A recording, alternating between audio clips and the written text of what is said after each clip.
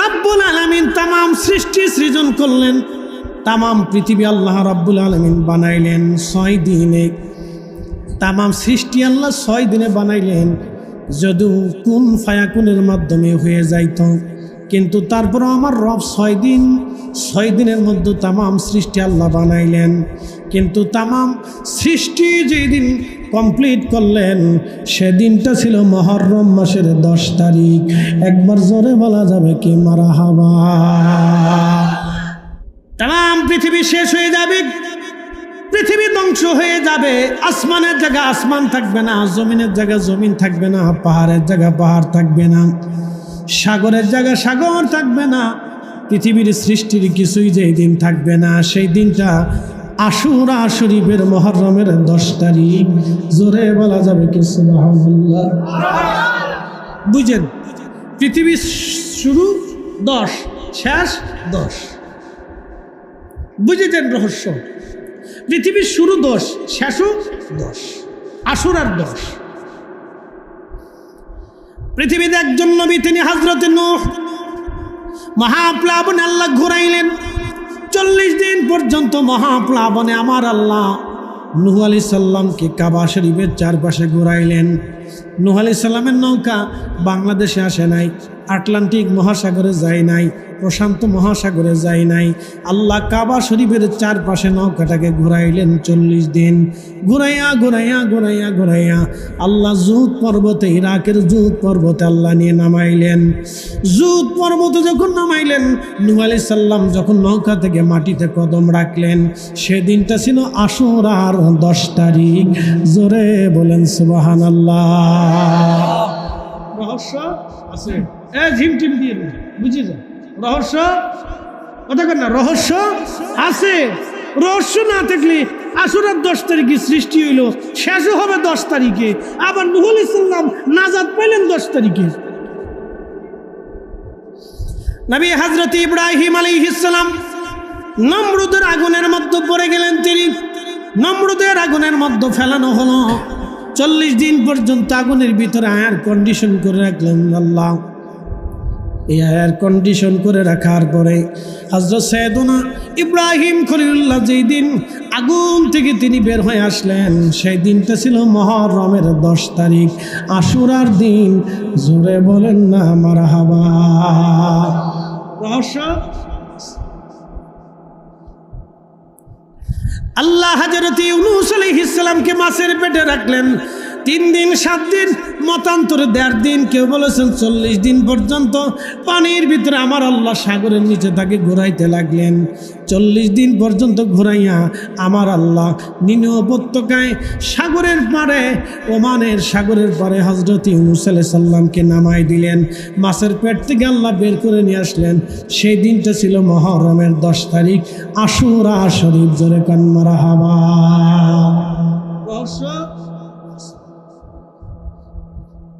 হযরত মূসা কালিমুল্লাহকে ফেরাউন থেকে আমার আল্লাহ নীল নদের ভিতর থেকে উদ্ধার করলেন, বাঁচায় নিয়ে আসলেন। ফেরাউন ডুবে মরল। মূসা কালিমুল্লাহ ফেরাউন থেকে বের হয়ে আসলেন। সেই দিনটা ছিল মুহররমের 10 তারিখ, আশুরার দিন। সুবহানাল্লাহ কইতেন না আপনারা? হযরত ঈসা রূহুল্লাহ আলাইহিস সালাম, কোন নবী? হযরত ঈসা রূহুল্লাহ আলাইহিস সালাম, তিনি আসমানে নিয়ে চলে গেলেন। আমার রব আমার আল্লাহ ঈসা রূহুল্লাহকে আসমানে নিয়ে চলে গেলেন। হযরত ঈসা নবীকে আসমানে নিয়ে গেলেন। কোন দিন নিয়ে গেলেন? খুব মনোযোগের সাথে শুনবেন। হযরত ঈসা রূহুল্লাহকে আসমানে নিয়ে যাওয়া হলো যেই দিন, সেই দিনটা ছিল মুহররমের 10 তারিখ। একবার জোরে বলা যাবে কি মারহাবা। কোন দিন নিছে? মুহররমের 10। বুঝে যায়। হযরত ঈসা রূহুল্লাহ মুহররমের 10 তারিখে আশুরার দিনে আল্লাহ তাকে আসমানে নিয়ে চলে গেলেন। ঈসা রূহুল্লাহকে 10 তারিখে যখন আসমানে নিয়ে গেলেন, কিন্তু খ্রিস্টানরা বলে আমাদের ঈসাকে হত্যা করা হয়েছে। ইহুদিনা হযরত ঈসা রূহুল্লাহকে ধরার জন্য, মারার জন্য তা দাওয়া করলেন। আল্লাহর নবী ঈসা রূহুল্লাহ দৌড়িয়া তিনি একটা ঘরের মধ্যে, একটা বিল্ডিংয়ের মধ্যে প্রবেশ করলেন। এখন সবাই ইহুদিরাই ঘরের সামনে দাঁড়ায় গেলেন। সবাই ভয় পায়, আমরা যদি ভিতরে ঢুকি না জানি কাকে হত্যা করা হবে। কেউ ভিতরে যাইতে চায় না, কিন্তু হযরত ঈসা রুহুল্লাহকে ইতিমধ্যে আল্লাহ আসমানে নিয়ে চলে গেছেন। ইহুদিদের মধ্যে একজন ব্যক্তিকে ইহুদিরা বলল, তুমি যাও ভিতরে ঢুকে ঈসাকে ধরে নিয়ে আসো। এই লোকটা হযরত ঈসাকে ধরতে গেলেন, কিন্তু ভিতরে যাওয়ার পরে আমার আল্লাহ তার চেহারা পরিবর্তন করে দিয়ে তার চেহারা হযরত ঈসা আলাইহিস সালামের চেহারার মতো আল্লাহ বানায় দিলেন। ঈসা আলাইহিস সালামের চেহারার মতো আল্লাহ তার চেহারা বানিয়ে দিয়েছে, ইহুদির চেহারা। মানে হাতে বেড়ে কার ঈসা আলাইহিস সালামের ঘরের ভিতরে নাই। আর ইহুদিরা কয়, আরে বেটা তোর চেহারাই তুই ঈসা, তুই ঈসা। কিন্তু ইহুদিরা যে ঈসারে মারছিল সেই ঈসা হলো ডুপ্লিকেট ঈসা, কিন্তু অরিজিনাল ঈসা আলাইহিস সালামকে নিয়ে গেছে কে? জোরে কোন, কে নিছে? কোন আসমানে? 4 আসমানে নিছে। কোন তারিখে? আশুরার 10 তারিখে। একসাথে কোন আল্লাহু আকবার। রহস্য আছে। আপনি আশুরার 10 তারিখ ছোট করে দেখার সুযোগ নেই, আল্লাহ রহস্য দিয়ে রেখেছে এর ভিতরে। প্রিয় উপস্থিতি, আমার প্রিয় ভাই কাজী নজরুল ইসলাম হেলালি সাহেব তিনি আমাকে বলেছেন কারবালার আলোচনা তুলে ধরার জন্যে। আমি কারবালার আলোচনা তুলে ধরবো আংশিক, কিন্তু আগে আপনাদেরকে রহস্য উন্মোচন করাই দিয়ে যাই। প্রত্যেক মারিফতের মারিফত আছে, প্রত্যেক ভেদেরও ভেদ আছে, প্রত্যেক সৃষ্টির মধ্যে আল্লাহর রহস্য আছে, প্রত্যেক সৃষ্টির মধ্যে আল্লাহর রহস্য আছে। আপনি দেখেন আপনার বডির মধ্যে একটা রুহু আছে, কোনোদিন আপনি দেখেন নাই। আজ পর্যন্ত বিজ্ঞানীরা এত কিছু আবিষ্কার করলো, কিন্তু রুহু কোন দিক দিয়ে চলে যায় বিজ্ঞানীরা আজও পর্যন্ত আবিষ্কার করতে পারে নাই। ডাক্তারের সামনে আইসিইউর ভিতরে কাচের গ্লাসের ভিতরে নিবিড় পর্যবেক্ষণের ভিতরে রোগী চলে গেল, রুহু আল্লাহ নিয়ে গেল। পৃথিবীর কোনো বিজ্ঞান, কোনো কম্পিউটার, কোনো আধুনিক যন্ত্র, কোনো গবেষণায় রুহুকে নিয়ে গেল তারেও ধরতে পারে নাই। যিনি নিলেন তিনি আজরাইল মালাকুল মউত, তারও দেখা গেল না, কিন্তু চলে গেল সত্য।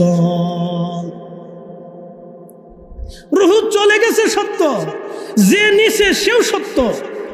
70 বছর ধরে রুহু পৃথিবীতে বিচরণ করলো, সেটাও সত্য। যিনি পাঠাইলেন তিনিও সত্য, মায়ের রেহেমে পাঠিয়েছে, রেহেমও সত্য। দুনিয়াতে রয়েছেন সেটাও সত্য। দুনিয়ার থেকে আবার আল্লাহর হুকুমে আজরাইল নিয়ে চলে যাবে, যিনি নিবেন আজরাইল তিনিও সত্য, যার হুকুমে নিছেন তিনিও সত্য, যেই জগতে নিছে সেই জগৎও সত্য। সবাই বুঝতে পারে। হিন্দু বুঝে না, বৌদ্ধ বুঝে না, খ্রিস্টান বুঝে না, শিখ বুঝে না, মাজুসি বুঝে না, ইহুদি বুঝে না। যদি তারা বুঝতো তাহলে লা ইলাহা ইল্লাল্লাহর সাথে মুহাম্মদুর রাসূলুল্লাহ সাল্লাল্লাহু আলাইহি ওয়াসাল্লাম তারা মেনে নিত। কথা বলেন ঠিক না বেঠিক? তারা বুঝে না, বিদায় মানে। তার অর্থ হলো আমরা আল্লাহর হুকুমে আসছি, আবার আল্লাহর হুকুমে চলে যাব। মাঝখানে একটা রহস্য। কাফেররা সে নবীকে জিজ্ঞেস করলো, ইয়া রাসূলুল্লাহ আপনি বলেন রুহু কি দিয়ে বানানো, তার বিধান আসে এই বিষয়ে বলেন।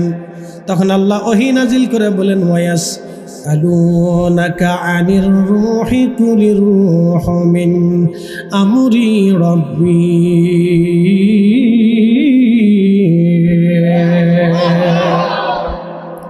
আল্লাহ বানাইলেন কত জাতি, হইল না তোর প্রেম প্রীতি। বুঝেন নাই কথা? বাঘের সাথে, শ্রীগালের সাথে, গরুর সাথে, পশু পাখির সাথে আল্লাহর প্রীতি হয় নাই। জিনের সাথেও আল্লাহর প্রীতি হয় নাই। যদি জিনদের সাথে আল্লাহর প্রীতি হতো তো জিনদের ভিতরে আল্লাহ গাউসে পাক পাঠাইতো। কথা বোঝেন নাই মনে হয়? যদি জিনদের সাথে আল্লাহর প্রীতি হইতো তাহলে জিনদের ভিতরে খাজা বাবা আজমিরি পাঠাইতো। জিন্দের ভিতরে মুজাদ্দিদ আল ফিসানি পাঠাইতো, জিন্দের ভিতরে বাহাউদ্দিন নকশবন্দ বুখারী পাঠাইতো, জিন্দের ভিতরে হযরত শাহজালাল ইয়ামানি পাঠাইতো, জিন্দের মধ্যে কুতুবউদ্দিন কাকি আসতো, জিন্দের ভিতরে নিজামউদ্দিন আউলিয়া আসতো, জিন্দের মধ্যে আলী ফাহমুদি তুসি আসতো, নিজামউদ্দিন আউলিয়া আসতো, বাইজিদ বুস্তামি আসতো, আবুল হাসান খেরকানি আসতো। এরকম বড় বড় ওলি বুজুর্গরা জিন্দের ভিতরে আসতো। জিন্দের ভিতরে কোনো বুজুর্গ পাওয়া যায় না। জিনদের সাথে আল্লাহর প্রীতি হয় নাই। পৃথিবীর কোন সৃষ্টির সাথে মাখলুকের সাথে আল্লাহর প্রীতি হয় নাই। আল্লাহর প্রীতি হয়েছে মানুষের সাথে। এই মানুষই আবার আল্লাহর সাথে দুশ্মনী করে। আল্লাহ বানাইলেন কত জাতি, হইল না তোর প্রেম প্রীতি, অবশেষে মানুষ বানায় প্রেমের কারণে, প্রেমের ডোরি বান্ধরে মদিনার শনে। আহা প্রেমের ডোরি বান্ধরে মদিনার শনে। সৃষ্টির কোন জীবের সাথে আল্লাহর প্রীতি হয় নাই। এই গাছ 24 ঘন্টা 1 সেকেন্ড সে আল্লাহ জিকির বন্ধ করে না। একসাথে বলবেন আল্লাহু আকবার। আপনার বাড়ির কুকুর 1 সেকেন্ডের জন্য জিকির বন্ধ করে না। যেই দিন জিকির বন্ধ করবে সেই দিন সে মারা যাবে। এটা হয়তো জানেন না, এই রহস্য আপনাদেরকে বলে দিয়ে যাই। কুকুর কখন মারা যায়, বিড়াল কখন মারা যায়, বাঘ কখন মারা যায়, গাছ কখন মারা যায়, মাছ কখন মারা যায়, যখন সে জিকির বন্ধ করবে ঠিক তখন সে মারা যাবে। যে কোনো মাধ্যম দিয়ে সে মারা যাবে। সে পৃথিবীতে আল্লাহ তাকে রাখবে না। কিন্তু একমাত্র মানুষকে আল্লাহ সুযোগ দেয়, জিকির বন্ধ করছিস আমি আল্লাহ অক্সিজেন বন্ধ করি নেই, জিকির বন্ধ করেছিস আমি আল্লাহ খাবার বন্ধ করি নেই, জিকির বন্ধ করেছিস আমি আল্লাহ সূর্যের আলো বন্ধ করি নেই, জিকির বন্ধ করেছিস আমি আল্লাহ তোর চাঁদের আলো বন্ধ করি নেই, জিকির বন্ধ করেছিস আমি আল্লাহ তোর খাবার বন্ধ করি নেই, জিকির বন্ধ করে দিস আমি আল্লাহ তোর আলো বন্ধ করি নেই, জিকির বন্ধ করেছিস আমি আল্লাহ তোর নিয়ামত বন্ধ করি নেই। যতদিন পর্যন্ত আমি আল্লাহ হায়াত রাখছি ততদিন পর্যন্ত তোমাকে সুযোগ দেব। তোমাকে দুনিয়াতে পাঠাইছি। ওয়াসআলুনাকা আনির রূহ, মানুষ তোমাকে জিজ্ঞেস করলে রূহ কি, হুজুর আপনি বলে দেন কুলির রূহু মিন আমরি রাব্বি, এটা আমি আল্লাহর হুকুম, হুকুম দিছি গেছে, হুকুম দেবা চলে আসবে। মানুষ বড় বোকা, মানুষ বড় অকৃতজ্ঞ, মানুষ বড় অবুঝ। এই জন্য সৃষ্টির কোন সৃষ্টি আল্লাহর জিকির থেকে নিজেকে মাহরুম রাখে না। একমাত্র মানব জাতি যারা আল্লাহর জিকির থেকে নিজেকে গোটাইয়া শয়তানের জিকির শুরু করে দেয়। ও নবীনগরবাসী, কথাগুলি বুঝে যাবেন ভাইজান আমার। আমি আপনার আখিরাতের জন্য কথা বলতেছি। দাওয়াত দিলেও ভালো, না দিলেও ভালো। দাওয়াতের আশায় জীবনেও কোনোদিন আমি ওয়াজ করি নাই। এই মাহফিল সাক্ষী, আল্লাহর কসম করে বলি, মানুষ আমারে বেশি দাওয়াত দিবে সেই আশায় কোনোদিনও আমি ওয়াজ করি নাই।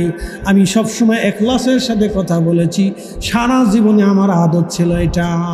প্রিয় উপস্থিতি, আমি এদিকে আর যাব না, আলোচনা এদিকে লম্বা করবো না ভাই আমার। আমরা অবশ্যই আল্লাহর কাছে ফিরে চলে যাব। প্রিয় মুসলমান, আমি কারবালার দিকে চলে যাই। কারবালার ঘটনা 10ই মুহররম, আশুরা শরীফে, শাহরুল্লাহিল মুহররম। এখন আমার প্রশ্ন, কারবালার ঘটনা আশুরার 10 তারিখে কেন হলো? 9 তারিখেও তো হইতে পারত, 11 তারিখেও হইতে পারত, 10 তারিখে কেন হলো? এই রহস্যের জট আপনাদেরকে খুলে দিয়েছে। 10 তারিখে হলো কেন? 11 তারিখে তো হইতে পারত, 9 তারিখেও তো কারবালার ঘটনা ঘটতে পারত, কিন্তু 10 তারিখে হইল কারণটা কি? 10 তারিখে কেন হলো? সৃষ্টির প্রথম থেকে আসি রব্বুল আলামিন তামাম সৃষ্টি সৃজন করলেন। তামাম পৃথিবী আল্লাহ রব্বুল আলামিন বানাইলেন 6 দিনে। তামাম সৃষ্টি আল্লাহ 6 দিনে বানাইলেন। যদিও কুন ফায়াকুনের মাধ্যমে হয়ে যাইত, কিন্তু তারপরও আমার রব 6 দিনের মধ্যে তামাম সৃষ্টি আল্লাহ বানাইলেন। কিন্তু তামাম সৃষ্টি যেদিন কমপ্লিট করলেন সেদিনটা ছিল মুহররম মাসের 10 তারিখ। একবার জোরে বলা যাবে কি মারহাবা? বুঝেন? মহরমের বুঝে যাবেন, আমি রহস্য উন্মোচন করতেছি যে মহরমের 10 তারিখ কেন দামি, বুঝাই দিয়ে যাই।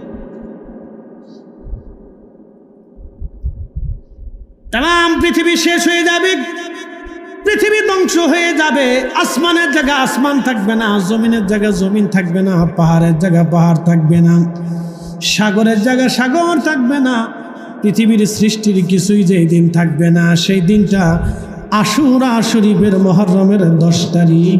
জোরে বলা যাবে কি সুবহানাল্লাহ? বুঝেন, পৃথিবীর শুরু 10, শেষ 10। বুঝেছেন রহস্য? পৃথিবীর শুরু 10, শেষও 10, আশুরার 10। পৃথিবীতে একজন নবী, তিনি হযরতে নূহ, মহাপ্লাবনে আল্লাহ ঘুরাইলেন। 40 দিন পর্যন্ত মহাপ্লাবনে আমার আল্লাহ নূহ আলাইহিস সালামকে কাবা শরীফের চারপাশে ঘুরাইলেন। নূহ আলাইহিস সালামের নৌকা বাংলাদেশে আসে নাই, আটলান্টিক মহাসাগরে যায় নাই, প্রশান্ত মহাসাগরে যায় নাই। আল্লাহ কাবা শরীফের চারপাশে নৌকাটাকে ঘুরাইলেন 40 দিন। ঘুরাইয়া ঘুরাইয়া ঘুরাইয়া ঘুরাইয়া আল্লাহ জুদ পর্বতে, ইরাকের জুদ পর্বতে আল্লাহ নিয়ে নামাইলেন। জুদ পর্বতে যখন নামাইলেন, নূহ আলাইহিস সালাম যখন নৌকা থেকে মাটিতে কদম রাখলেন, সেদিনটা ছিল আশুরার 10 তারিখ। জোরে বলেন সুবহানাল্লাহ।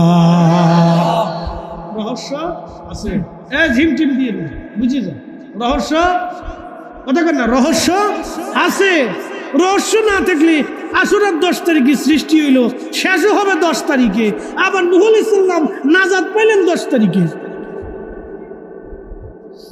নবী হযরত ইব্রাহিম আলাইহিস সালাম নমরুদের আগুনের মধ্যে পড়ে গেলেন। তিনি নমরুদের আগুনের মধ্যে ফেলানো হলো। 40 দিন পর্যন্ত আগুনের ভিতরে এয়ার কন্ডিশন করে রাখলেন আল্লাহ। এই এয়ার কন্ডিশন করে রাখার পরে হযরত সাইয়েদুনা ইব্রাহিম খলিলুল্লাহ যেই দিন আগুন থেকে তিনি বের হয়ে আসলেন, সেই দিনটা ছিল মহরমের 10 তারিখ, আশুরার দিন। জোরে বলেন না মারহাবা। রহস্য আল্লাহ হযরত ইউনূস আলাইহিস সালামকে মাছের পেটে রাখলেন 3 দিন 7 দিন, মতান্তরে 1.5 দিন, কেউ বলেছেন 40 দিন পর্যন্ত পানির ভিতরে আমার আল্লাহ সাগরের নিচে তাকে ঘুরাইতে লাগলেন। 40 দিন পর্যন্ত ঘুরাইয়া আমার আল্লাহ নিম্ন উপত্যকায় সাগরের পাড়ে, ওমানের সাগরের পাড়ে হযরত ইউনূস আলাইহিস সালামকে নামাই দিলেন। মাছের পেট থেকে আল্লাহ বের করে নিয়ে আসলেন। সেই দিনটা ছিল মহরমের 10 তারিখ, আশুরা শরীফ। জোরে কান মারহাবা।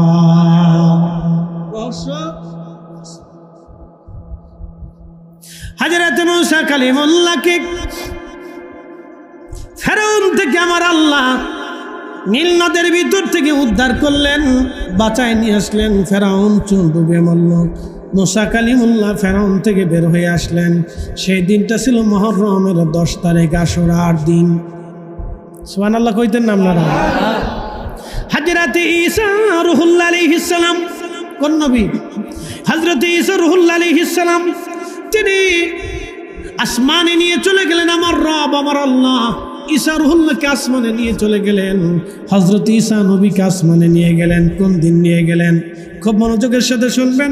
হযরত ঈসা রূহুল্লাহকে আসমানে নিয়ে যাওয়া হলো যেই দিন, সেই দিনটা ছিল মহরমের 10 তারিখ। একবার জোরে বলা যাবে কি মারহাবা? কোন দিন নিছে? মহরমের 10। বুঝে যান।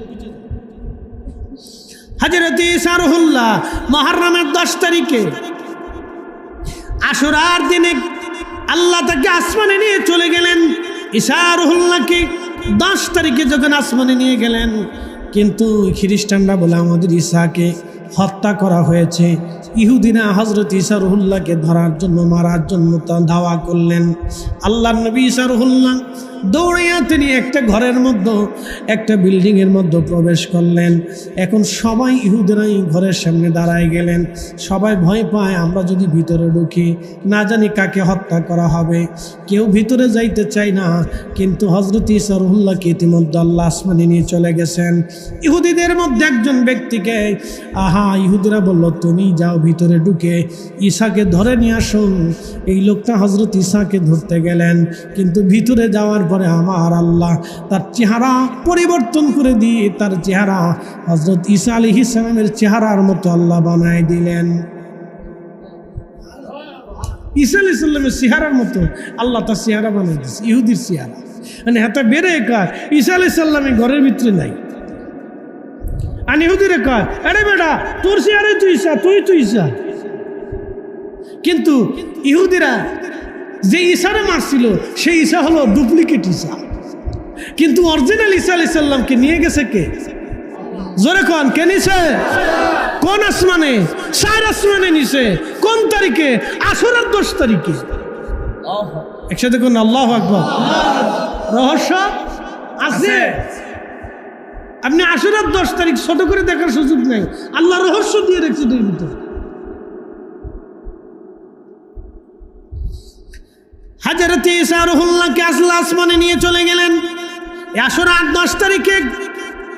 কিন্তু 61 হিজরিতে আশুরার 10 তারিখে আমার আল্লাহ পৃথিবীতে আর একটা ঘটনা ঘটাইলেন, সেটা শুহাদায়ে কারবালা। আল্লাহ চাইলে 9 তারিখেও হতে পারত, 10 তারিখেও হলো, কেন 11 তারিখ হতে পারত, কেন 10 তারিখ হলো? তার মানে আগের ঘটনার দিকে যদি লক্ষ্য করেন অবশ্যই আশুরার 10 তারিখে কোনো রহস্য লুকানো আছে। সেই জন্য আমার আল্লাহ ইমাম হুসেনকে কারবালায় শহীদ করাইলেন। মনোযোগ দিবেন, সব নবীদেরকে আল্লাহ এই আশুরার 10 তারিখে বাঁচাই দিলেন, কিন্তু ইমাম হুসেনকে আমার আল্লাহ আশুরার 10 তারিখে এই উম্মতের জন্য শহীদ করানো হলো। একবার জোরে বলা যাবে আল্লাহু আকবার। সব নবীর আল্লাহ তরাই নিলেন আশুরার 10 তারিখে, কিন্তু ইমাম হুসেন রাদিয়াল্লাহু আনহুকে 10 তারিখে শহীদ করা হলো। সব নবীরা নাজাত পেল, কিন্তু আমার রাসূলের আওলাদ ইমাম হুসেন এই আশুরার 10 তারিখে শহীদ হলো। আল্লাহর নবী শুধু বিসর্জন দিলেন। রহস্য আছে। হযরত উম্মে সালমা হুজরা শরীফে ঢুকলেন, দেখতেছে আল্লাহর নবীর কোলের মধ্যে ইমাম হুসেন রাদিয়াল্লাহু আনহু বসা, আর আল্লাহর নবীর হাত মোবারক একটা শিশি। এই শিশির ভিতরে কিছু মাটি দেখা যায়, মাটি রক্তে রঞ্জিত। ঠিক তখনই আল্লাহর নবী বসে বসে কান্না করতেছিলেন। ইমাম হুসেনকে জড়িয়ে ধরে নবীজি কান্না করে। হযরত উম্মে সালমা রাদিয়াল্লাহু আনহা ভিতরে ঢুকে বলেন, ইয়া রাসূলুল্লাহ, ইয়া নবী আল্লাহ, নবীজি হুসেনকে কোলে নিয়ে আপনি কেন কাঁদতেছেন? আপনার হাতের মধ্যে মাটির ভিতরে রক্ত দেখা যায়, বিষয় কি, ভেদ কি, এর হাকিকত কি আপনি দয়া করে বলে দেন। আল্লাহর নবী বলতেছে, উম্মে সালমা রে, সালমা আমি হুসেনকে নিয়ে বসে আছি। ঠিক তখনই জিব্রাইল আমিন এসে বলেন, ইয়া রাসূলুল্লাহ, আপনি কি হুসেনকে ভালোবাসেন? আমি নবী বললাম, হ্যাঁ জিব্রাইল, আমি আমার এই কলিজার টুকরা নাতি দৌহিত্র হুসেনকে ভালোবাসি। এরা জিব্রাইল, আমি আমার হুসেনকে কলিজার থেকে ভালোবাসি, কলিজার ভিতর থেকে ভালোবাসি। হ্যাঁ, তখন জিব্রাইল আমাকে এসে বললেন, ইয়া রাসূলুল্লাহ, আপনার পথভ্রষ্ট উম্মতেরা আপনার এই কলিজার টুকরাকে কারবালার ময়দানে আশুরার 10 তারিখে তাকে শহীদ করে দেবে। হুজুর, আপনি যদি ইমাম হুসেনের সেই কারবালার মাটি যদি আপনি দেখতে চান, তাহলে আমি জিব্রাইল এখনই কারবালা থেকে সেই মাটি তুলে ধরে নিয়ে আসি, যেখানে আপনার হুসাইন শহীদ হবে মুহররমের 10 তারিখে আশুরা দিনে। হযরত জিব্রাইল মাটি নিয়ে এসে শিশির ভিতর করে নবীজির হাতে দিয়ে বলেন, ইয়া রাসূলুল্লাহ, এই যে মাটি আপনার হুসাইনের শাহাদাতের মাটি, আপনার হুসাইনের শাহাদাতের মাটি আপনার হাতে তুলে দিলাম ইয়া রাসূলুল্লাহ, এই মাটি আপনি কবুল করে নেন। আল্লাহর নবী মাটি ধরে ধরে কান্না করতেছিলেন। হযরত সালমা রাদিয়াল্লাহু আনহাকে নবী বললেন, সালমা রে, এই মাটি যেই দিন রক্তে রঞ্জিত হবে সালমা, তুমি শুনে রাখো, সেই দিন আমার হুসাইন কারবালায় শহীদ হয়ে যাবে। একসাথে বললেন আল্লাহু আকবার। না না, হয় না, জোরে বলেন, জোরে বলেন। তাহলে ইমাম হুসেইন শহীদ হবে কত তারিখে? মুহররমের 10 তারিখে। তিনি যে শহীদ হবে এই ঘোষণা কি আমরা আগে দিছি না আল্লাহ রসুল আগে দিছে? আল্লাহর নবী ইমাম হোসেনকে কোলে নিয়ে সংবাদ দিয়ে দিছে। জিবরাইল আমিন এসে বলতেছে, হুজুর আপনার উম্মতরাই তাকে হত্যা করবে। আপনি ইমান বেঈমান এখন বুঝে যাবেন, ইমান বেঈমান বুঝে যাবেন। ইমাম হুসেনকে যারা হত্যা করেছিল তারা সবাই কালমা পড়তে বলেছিল। আপনি বুকে হাত দিয়ে বলেন তো তাদের কালমা তাদেরকে বেহেশত নিছে কি? ডরায় কথা বলতেছেন মনে হয় আপনারা। ইমাম হুসাইনকে যারা শহীদ করছিল, কারবালা ইয়াজিদের সৈন্য যারা ছিল সবাই কালমা পড়তে বলেছিল। ওখানে কোনো হিন্দু ছিল না, কোনো হিন্দু নাই, বৌদ্ধ নাই, খ্রিস্টান নাই, ইহুদি নাই, কেউ নাই, শিখ নাই, মাজুসি নাই, কোনো ধর্মের লোক ছিল না, শুধু মুসলমান ছিল। সবার মুখে দাড়ি ছিল, কালমা পড়তে বলা ছিল, নামাজ পড়তে বলা ছিল। সেই জামানার মুসলমান নামাজ কাজা করতে না, ও জামানার অধিক মুসলমান তাহাজ্জুদ কাজা করতে না। অনকার মুসলমান তাহাজ্জুদ তো দূরের কথা, নামাজই করে না। সেই জামানার মুসলমান তাহাজ্জুদ কাজা করতে না। সেই জামানার মুসলমান দাড়িতে কখনো খুর দিত না। এই জামানার মুসলমান প্রত্যেক সপ্তাহে 3 দিন ক্লিন শেভ করে, পরিষ্কার শেভ, মারতে একবার এদের ধুলাই মারতে এদের জান শেষ করে দিয়েছে। মনোযোগ দেন। দশরার 10 তারিখে আমার আল্লাহ ইমাম হুসাইন রাদিয়াল্লাহু আনহু কারবালায় শহীদ হলেন। তিনি শহীদ হয়ে যাবেন এই কথা আমরা বলি না, এটা আল্লাহর ফয়সালা। আল্লাহর নবী বলে দিলেন হযরত ইমাম হুসাইন কারবালার ময়দানে শহীদ, এটা আল্লাহ ফয়সালা করে দিলেন। আল্লাহর নবী কেঁদেছেন, দোয়া করেছেন, কিন্তু ফয়সালা চেঞ্জ করেন নাই। কারণ ইমাম হুসাইনের শাহাদাত দিয়া আমার নবী জানে আমার গুনাহগার উম্মতের জন্য আমি আল্লাহর দরবারে দরখাস্ত করব। আল্লাহু আকবার।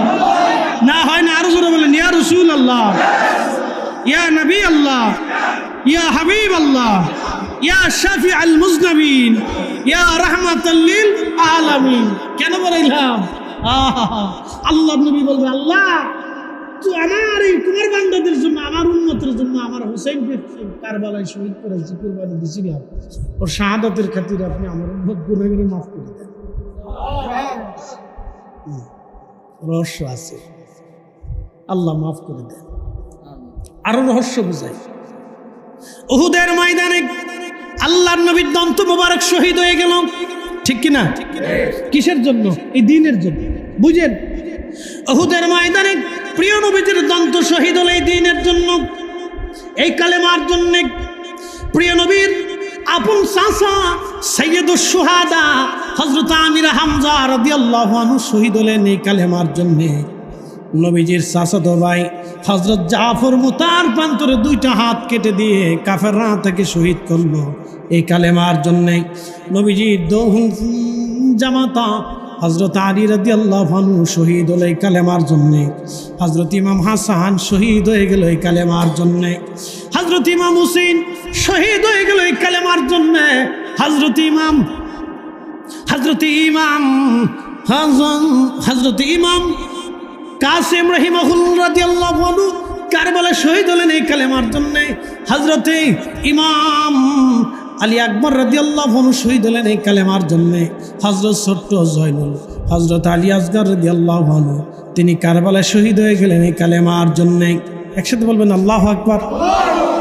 তাহলে আল্লাহ রসুল নিজে শহীদ, চাচা শহীদ, চাচতো ভাই শহীদ, জামাতা শহীদ, নাতিরা শহীদ, পুতিরা শহীদ, বংশের বহু মানুষ শহীদ হয়েছে শুধু এই কালেমার জন্যে।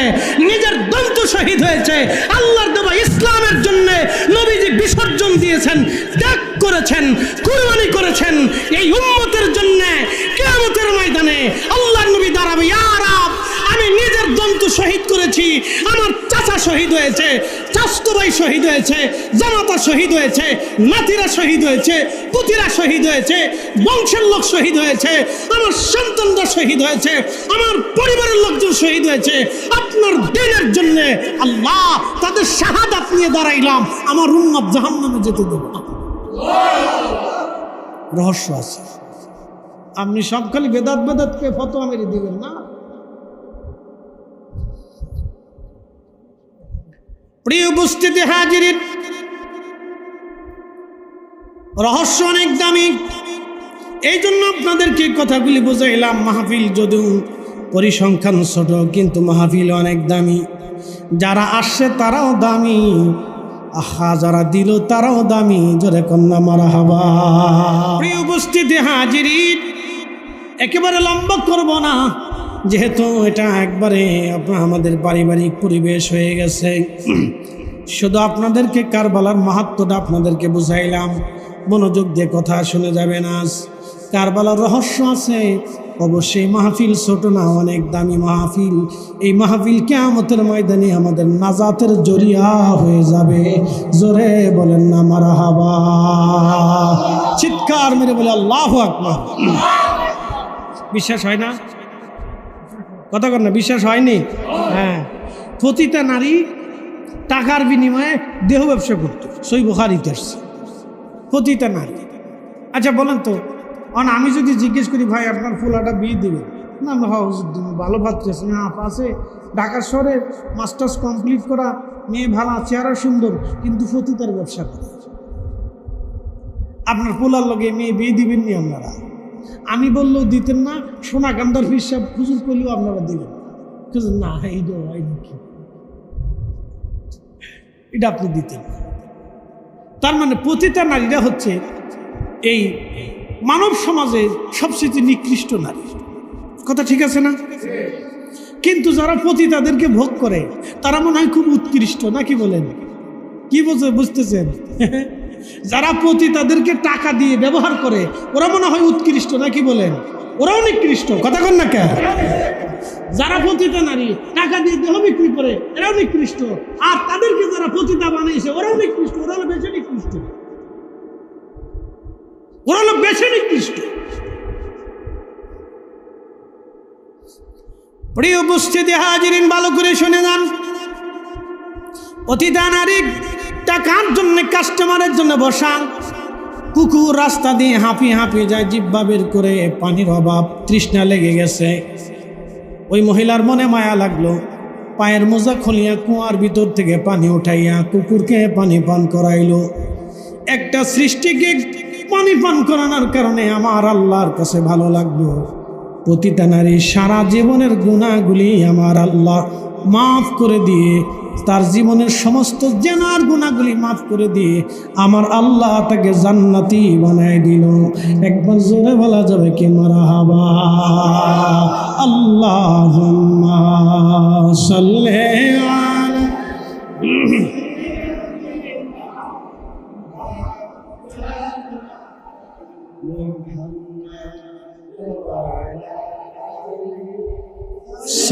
সাইয়্যিদিনা মাওলানা।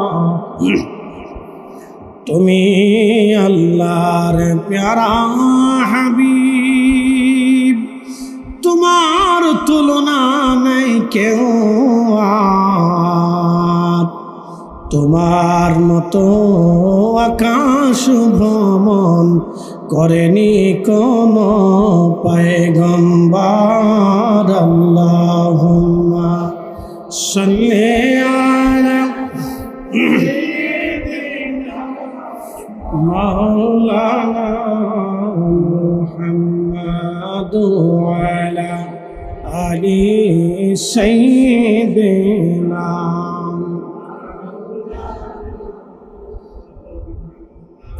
প্রিয় উপস্থিতি হাজিরিন, প্রতিটা নারী যদি কুকুরকে পানি পান করানোর জন্য জান্নাতে চলে যায়, তাহলে আপনি মনে রাখেন হুসাইনি মোহাব্বতে, শুহাদায়ে কারবালার মোহাব্বতে, রসুলের ইশকে আপনার চোখের পানি ফেলানোর জন্যে এই পানির উসিলায় আল্লাহ আমরারে মাফ করে দিতে পারে। কথা বলেন ঠিক কিনা? আল্লাহ আমরারে কবুল করুন। সকলে জোরে বলেন আমিন। প্রিয় উপস্থিতি হাজিরিন, মনোযোগ দিবেন। শুহাদায়ে কারবালার কথা বলছিলাম। নবীজি কাঁদতে লাগলেন, দোয়া করে দিলেন ইমাম হোসেন শহীদ হয়ে যাবে।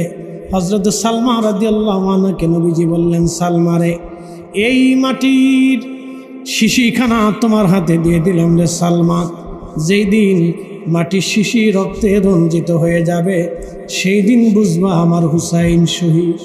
ঠিক 10ই মুহররম যখন আসলো 61 হিজরিতে, উম্মে সালমা রাদিয়াল্লাহু আনহা ঘরের মধ্যে ছিলেন। তিনি লক্ষ্য করলেন মাটিটা রক্তবর্ণ ধারণ করেছে।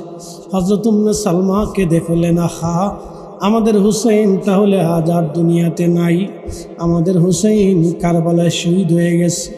বহু বছর আগে আল্লাহর নবী আমাকে বলে গিয়েছিলেন, এই মাটি যেই দিন রক্তে রঞ্জিত হবে সেই দিন পবিত্র আশুরা শরীফ হবে। 10ই মুহররমে আমার হুসাইন কারবালায় শহীদ। তিনি গণনা করে দেখলেন, আজ ওই 10ই মুহররম 61 হিজরির 10ই মুহররমে ইমাম হুসাইন শহীদ হয়ে গেলেন। বন্ধু, খুব মনোযোগ দিয়ে শুনবেন। হযরত ইমাম ইবনে কাসির আল বেদার মধ্যে লেখেন, আল্লাহর হাবিবের চাচাতো ভাই ছিলেন আব্দুল্লাহ ইবনে আব্বাস রাদিয়াল্লাহু আনহুমা। তিনি কাবা শরীফে ঘুমিয়েছিলেন ওই 10ই মুহররম আশুরার দিনে, আসরের নামাজের পরে।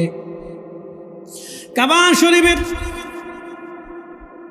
দেওয়ালের সাথে আসরের নামাজ পড়ে তিনি হেলান দিয়ে বসেছিলেন, ঘুমিয়ে পড়লেন। স্বপ্ন দেখতেছে রহমতের নবীজির হাত মুবারকের মধ্যে রক্ত দেখা যায়। আল্লাহর নবীর চুল দাড়ি মুবারক এলোমেলো, নবীজির জুব্বা মুবারকে ধুলাবালি লেগে আছে। ঠিক তখন আল্লাহর হাবিবকে দৌড়াইয়া কাঁদতে কাঁদতে নবীজি মক্কার দিকে আসতেছিলেন। ঠিক এমন সময় হযরত ইবনে আব্বাস বলেন, ইয়া রাসূলুল্লাহ, ইয়া হাবিবাল্লাহ, নবী গো, জীবনে এইভাবে কাঁদতে কোনোদিন দেখি নাই। আপনার চুল দাড়ি মুবারক এলোমেলো, জুব্বা মুবারকে ধুলাবালি লেগে আছে। হুজুর মক্কার দিকে দৌড়াইয়া কেঁদে কেঁদে আপনি আসেন, কারণ কি? নবী গো, বলবেননি আপনার এই হালত কেন হলো? ঠিক তখনই রহমতুল্লিল আলামিন নবীজি ডাক দিলেন, ইবনে আব্বাস রে, মক্কা নগরের মধ্যে তুমি খবর দাও, আমার হুসাইন আর নাই, আমার হুসাইন কারবালায় শহীদ হয়ে গেছে। আমি নবীজি নিজে তার শাহাদাতের সময় আমি তার পাশে উপস্থিত ছিলাম।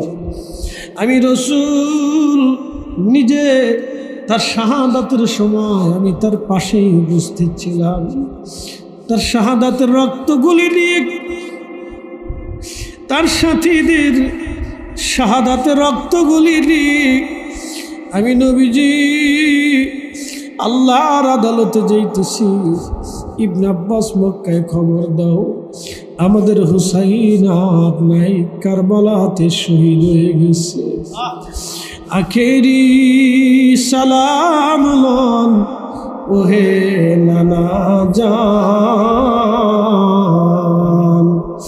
আপনার হুসাইন যায় কারবালার ময়দান গো নানা, কারবালার ময়দান। কারবালার ময়দানে যাইয়া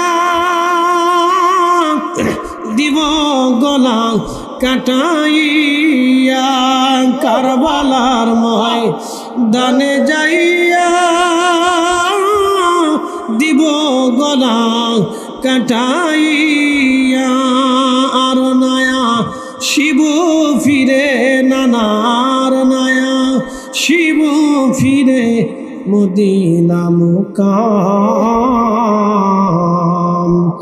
আপনার হুসাইন যায় কারবালার ময়দান। আখেরি সালাম লন, আখেরি সালাম লন ওহে নানা জান,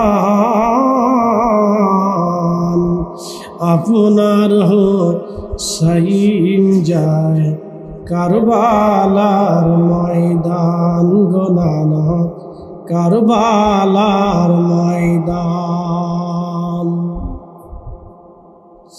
প্রিয় বন্ধুগণ, হাজিরিন, হযরত ইবনে আব্বাসের ঘুম ভেঙে গেল। তিনি হেরেম থেকে উঠে যাইয়া দৌড়াইতে লাগলেন। মক্কার অলিগুলি দিয়ে দৌড়ায়, বলে মক্কাবাসী শুনছো আমাদের হুসাইন আর নাই, কারবালার ময়দানে আমরা হুসাইন শহীদ হয়ে গেছে। লোকেরা বলল হুজুর কি করে আপনি জানেন ইমাম হুসাইন আর শহীদ হয়ে গেছে? বলে আমি হেরেমের সাথে আসরের নামাজ পড়ে ঘুমিয়েছিলাম, স্বপ্ন দেখি আল্লাহর নবী দৌড়ায় দৌড়ায় আসে, নবীজির চক্ষু মুবারক দিয়ে পানি পড়তেছিল, কান্না করে। নবীজির হাত মুবারকে রক্ত দেখা যায়, জুব্বা মুবারকে ধুলাবাড়ি, আল্লাহর হাবিবের চুল দাড়ি মুবারক এলোমেলো দেখা যায়। নবীজি কেঁদে কেঁদে মক্কার দিকে দৌড়ে দৌড়ে আসি। আমি ইবনে আব্বাস ডেকে বলতেছি হুজুর কি করে আপনি কাঁদেন, এই হালত কেন?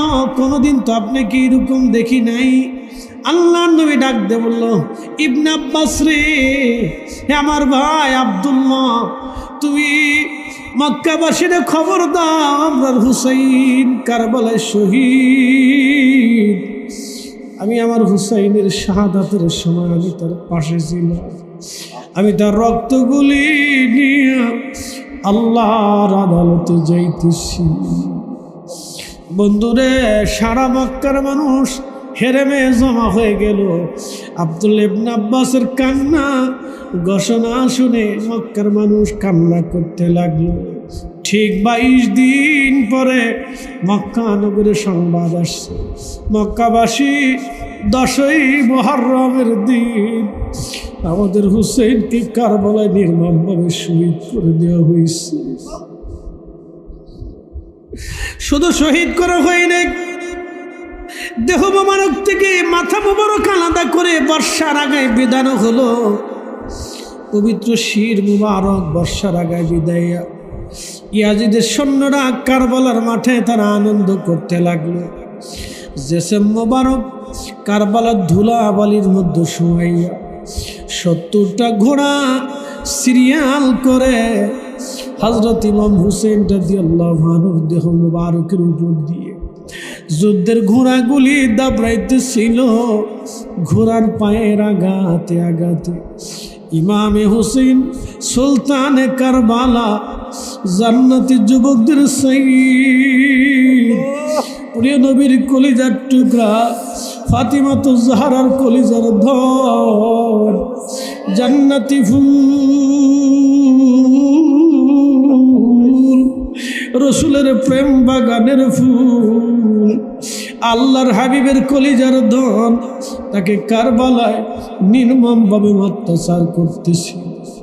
ঘোড়ার পায়ের আঘাতে আঘাতে জেসেম মুবারক থেকে চামড়া গোশতগুলি খসে খসে পড়ে যাইতেছিল।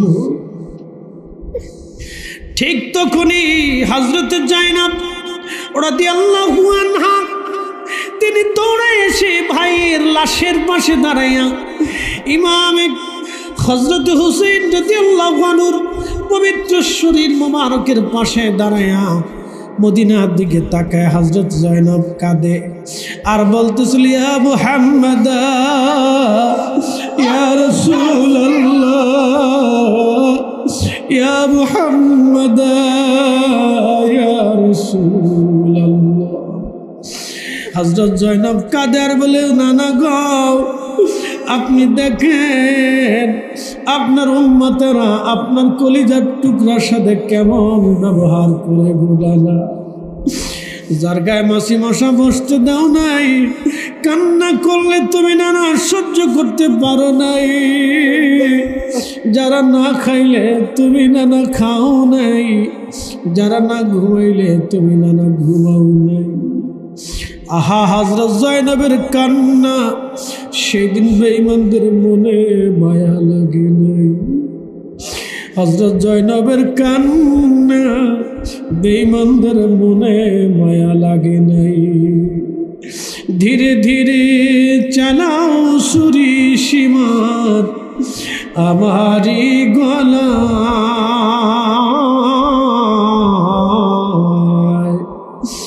জয়নাল আবেদিনের কান্দন শুনতে দাও আমায়, জয়নাল আবেদিনের কান্দন শুনতে দাও আমায়, ধীরে ধীরে জানাও সুরি সীমাত আমারি গলায়, জয়নাল আবেদিনের কান্দন শুনতে দাও। হযরত জয়নুল আবেদিন বলেন, দুনিয়ার মানুষ বেঁচে যাওয়া একমাত্র পুরুষ সন্তান আমি ছিলাম। নবী বংশের মধ্যে আর কোনো পুরুষ সন্তান সেই দিন জীবিত ছিল না, একমাত্র আমি বেঁচে ছিলাম। তারিখের মধ্যে আসছে ইমাম জয়নুল আবেদিন যখন মদিনাতে থাকতেন, উনি যখন মদিনার মধ্যে ফিরে আসলেন, মানুষেরা ওনার হাতের মধ্যে পানির পেয়ালা নিয়ে দিত পানি পান করানোর জন্য। ওনার সামনে খানা আনার পরে খানাগুলি যখন সামনে আসতো, ওনার চক্ষু বেয়ে বেয়ে পানি পড়ত।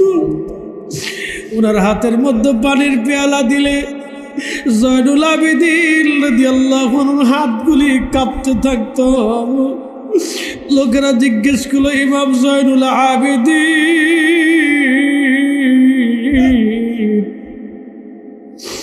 পানি দিলে আপনার হাত কেন কাঁপে? দুনিয়ার মানুষ কত পানি পান করলো, আপনি পানি পান করতে গেলে হাত কেন কাঁপে? ইমাম জয়নুল আবেদিন বলতেন, দুনিয়ার মানুষরে আমি কারবালায় যে দৃশ্যগুলি দেখছি,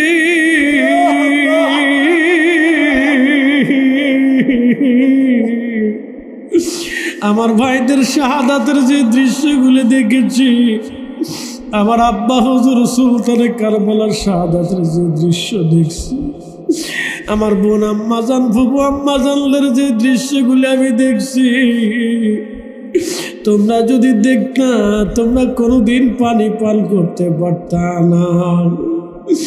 আমি যখন পানি পান করি, আমার সামনে যখন খাবার আসে, আমার ছোট ভাই আলী আসগরের কথা মনে পড়ে যায়, আমার বড় ভাই আলী আকবরের দৃশ্যগুলি মনে পড়ে যায়, আমার বড় ভাই ইমাম কাসেম রাদিয়াল্লাহু আনহুর কথাগুলি মনে পড়ে যায়, আমার চাচা আব্বাস আলমদের কথা মনে পড়ে যায়, আমার সাথীদের কথা মনে পড়ে, আত্মীয় স্বজনদের কথা মনে পড়ে যায়। কারবালার দৃশ্যগুলি আমার ফুটে উঠে, আমি খাইতেও পারি না, পানি পান করতে পারি না, ওই দৃশ্যগুলি আমার কলিজার মধ্যে বারবার বেঁধে উঠে। প্রিয় উপস্থিতি, কারবালার ঘটনা অত্যন্ত মর্মান্তিক। আল্লাহ এত কঠিনভাবে নির্মমভাবে তাদেরকে শহীদ করানো হয়েছে। প্রিয় ভাইরা আমার, বাবাজির আমার, মায়ের আমার, বোনের আমার, মনোযোগ দিয়ে শুনবেন। আল্লাহ রসুল ডাকতে বলেন, উম্মত, তুমি যদি কাবার রোকনের ভিতরে নামাজ পড়ো, ওই অবস্থায় তুমি যদি মারা যাও, ওই অবস্থায় তুমি যদি রোজা রাখো, কাবার রোকনের ভিতরে তুমি যদি নামাজ পড়ো, ওই অবস্থায় যদি রোজা রাখো, ওই অবস্থায় তুমি যদি মারা যাও, কিন্তু যহুয়া মুবগিদুল আহলি বাইতিন নবী সাল্লাল্লাহু আলাইহি ওয়াসাল্লাম, ওই অবস্থায় মারা যাওয়ার সময় যদি তোমার অন্তরের ভিতরে আহলে বাইতে রসুলের মোহাব্বত না দিয়ে যদি দুশ্মনী থাকে, আমি রসুল বলে গেলাম, কাবা শরীফের রোকনেও নামাজ পড়লে তুমি জান্নাত পাবে না, রোজা রাখলেও জান্নাত হবে না, কাবার রোকনের ভিতরে মারা গেলেও তোমার জান্নাত হবে না, যদি আমি রসুলের আহলে বাইতের প্রতি তোমার বিদ্বেষ থেকে থাকে। আমি নবীর আহলে বাইতের প্রতি যদি তোমার বিদ্বেষ থাকে, ওই অবস্থায় মারা গেলে তুমি জান্নাতে যাবে না। মুস্তাদরিক হাকিম লি সহিহাইনের হাদিস, ইমাম যাহাবী আত-তালখিজ হাদিসকে সহিহ বলেছেন। অতএব আজকে যারা ইয়াজিদের প্রশংসা করতে চাই, খোঁজের অবলম্বন করে, আমরা মনে করি সব শয়তানের দালাল। কথা বলেন ঠিক কিনা?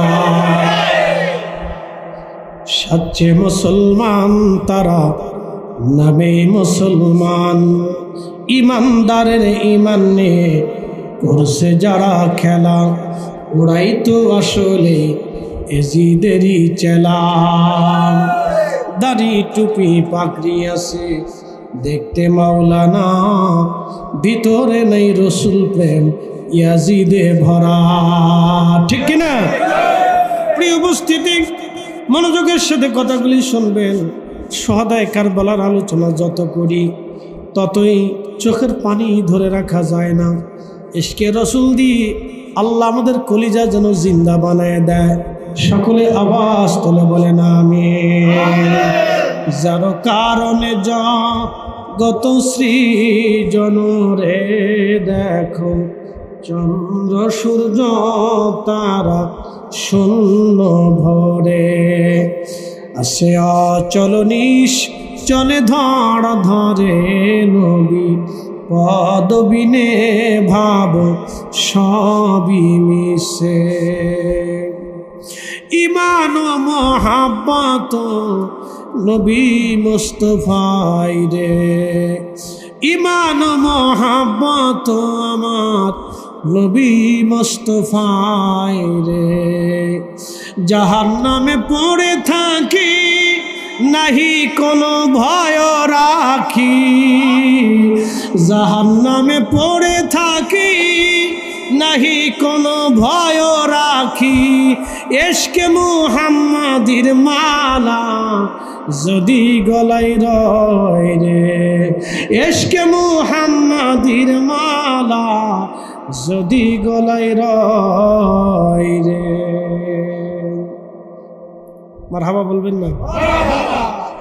বুঝে যাবেন শহাদায়ে কারবালা ছোট করে দেখার সুযোগ নেই ভাই। সেই দিন যদি ইমাম হুসেইন মিথ্যার সামনে মাথা নত করতেন তাহলে এই উম্মত ধ্বংস হয়ে যেত। বুঝেন নাই মনে হয়? আজকের কোরআন ঠিক পাইতেন না, হাদিসও ঠিক বুঝতেন না। যদি সেই দিন তিনি শহীদ না হয়ে কাফেরের সামনে মিথ্যার সামনে মাথা নত করতেন, এই উম্মত ধ্বংস হয়ে যেত। এই উম্মতের ইনসাফ থাকতো না, ন্যায় থাকতো না। এই উম্মত কাফেরের সামনে, বেঈমানের সামনে, মুনাফিকের সামনে সারা জিন্দেগি মাথা নত করে থাকতো, সারা জীবন মাথা নত করত। ওনার শাহাদতের কারণে আজকে আমরা সঠিক ইসলাম পেয়েছি। ওনার শাহাদতের জন্য ইসলাম জিন্দা হতা হে হার কারবালা কি বাত। ওনার শাহাদতের কারণে যদি উনি সেই দিন মাথা নত করতেন যে হ্যাঁ আমি তোমার কাছে সারেন্ডার করলাম, তাহলে এই উম্মত সারা জীবন মুনাফিকদের সামনে মাথা নত করত, মিথ্যার সাথে আপোষ করত। দেখবেন এই উম্মতের কেউ না কেউ হকের জন্য মাথা উঁচু করে দাঁড়ায় থাকে। একসাথে কোন আল্লাহু আকবার না হয় না? আরো জোরে বলো। হুজুর গাউসে পাক দাঁড়িয়েছিলেন, খাজা বাবা আজমিরি দাঁড়িয়েছিলেন, মুজাদ্দ আল ফিসানি দাঁড়িয়েছিলেন, ওলিরা দাঁড়িয়েছিলেন, চার ইমাম দাঁড়িয়েছিলেন, ইমাম আবু হানিফা, ইমাম শাফিঈ, ইমাম হাম্বলি, ইমাম মালিক, ইমাম বুখারী, ইমাম কুরতুবী, ইমাম নাসাই, ইমাম ইবনে মাজাহ, ইমাম তিরমিজি, ইমাম মুসলিম, ইমাম হালাবি, পৃথিবীর বড় বড় ইমামরা শির উঁচু করে দাঁড়িয়েছিলেন, মিথ্যার সামনে মাথা নত করেন নাই, শহীদ হয়েছেন, জীবন দিয়েছেন, রক্ত দিয়েছেন। ইমাম মাতুরিদি, ইমাম আশারি, ইমাম ইসসাহানি, পৃথিবীর বড় বড় ইমামরা, বড় বড় হাদিস বিশারদরা, বড় বড় ফকিরা, বড় বড় মুস্তাহিদরা, বড় বড় অলিরা, হযরত শাহ জালাল ইয়ামানি মাথা নত করেন নাই, শির উঁচু করেছিলেন। যার কারণে আজকে ইসলাম পাইছি। কথা কন না, ঠিক কিনা? ইসলাম কি ওনাদের শির উঁচু থাকার কারণে ইসলাম পেয়েছি। আর সেই দিন যদি ইমাম হুসেইন শির নিচু করতেন তাহলে সব শির নিচু করতেন। উনি শির উঁচু করেছিলেন, সব শির উঁচু হয়ে আছে। একসাথে বলবেন আল্লাহু আকবার। হ্যাঁ, উনি ওই দিন যদি শির নিচু করতেন তাহলে ইসলাম পেতেন। অথচ আমাদের বাংলাদেশে এই মহররম মাস আসলে আশুরার 10 তারিখে রাত্রিবেলা বহু মসজিদ তালা মারা হয়। কি কথা কন নাকি? না বুঝেন নাই? বহু মসজিদ তালা মেরে দেয়। আপনাদের এই নবীনগরে আছে কিনা জানি না, উত্তর দক্ষিণবঙ্গে যায় দেখেন মসজিদ তালা মারা থাকে। মহরম কোন দিক দিয়ে নিজের মুসল্লিও জানে না, কমিটিও বুঝে না। বলে ইমাম সাহেব শোনায় না। বলে কারণ কি? ইমাম সাহেব তো নিজে ইয়াজিদি, তো শোনাবি কি সাথা? এত তো চিন্তা করে ইয়াজিদদের কোনো সময় ফকি বানানো যায়, ইয়াজিদদের কোনো সময় আমিরুল মুমিনিন বানানো যায়। ওই যে হবিগঞ্জের এক মৌলবী আমিরুল মুমিনিন বলে ফেলছে, ওরা জুতা দিয়ে ফিটে ইয়া ওর মসজিদ থেকে তারাই দেওয়া উচিত। কথা কন না, ঠিক কিনা? এগুলোর জুতা দিয়ে ফিটানো উচিত যারা ইয়াজিদরে আমিরুল মুমিনিন বলে। ইয়াজিদরে আমিরুল মুমিনিন বানাই ফেলছে হবিগঞ্জের মৌলবী। বুঝতে পারছেন? বহু মৌলবী আছে বেশি। কি বুঝতেছেন? পাগড়ি মাথায় দিলা হেতার যদি আমিরুল মুমিনিন ইয়াজিদ হয়ে যায় তাহলে আর দুনিয়াতে হক আর বাহেকের মধ্যে কোনো তফাৎই নেই। অজ্ঞ কি তো গাঁজাখোর, সুদখোর, ওসব আমিরুল মুমিনিন। তো সুদখোর আমিরুল মুমিনিন হয়েছে, অসুবিধা কি? প্রিয় মুসলমান, আল্লাহ আমাদেরকে বোঝার তৌফিক দিক বলে না। আমরা ফিরে যাব কার কাছে? একসাথে বলেন, কার কাছে? তো যাওয়ার সময় কদ্দুর বাদাম, চানাচুর, মিষ্টি, দই টই এগুলো নিয়ে যাবো নাকি বলেন? সোনা দানা, টাকা পয়সা কোনো সুযোগ নাই। এই মাদ্রাসাকে মোহাব্বত করবেন। বলে কেন বলি?